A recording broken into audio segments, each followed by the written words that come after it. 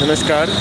अभी हम अंगिका भाषा एवं अंग देश के लिए धरना प्रदर्शन में उपस्थित हैं। आज इस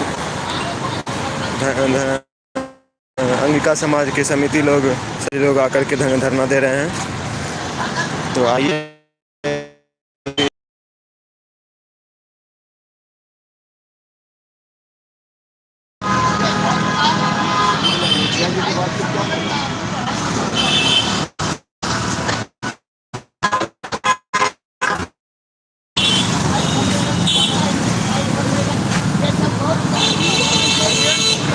अभी धरना प्रदर्शन चल रहा है।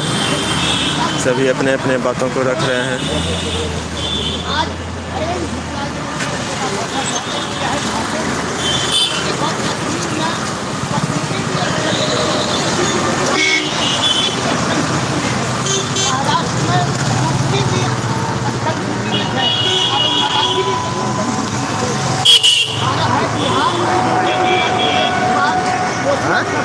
आजादी वाला राज्य है।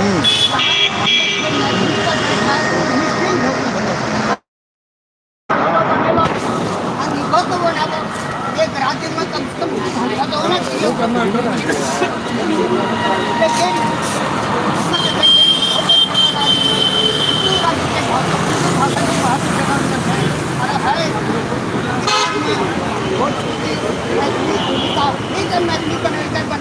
अगर हम लोग अंगिका भी बनाना 5 करोड़ लोग हुए हैं, आज ये है कम हुए हैं, अंदर में बड़ा मूर्ख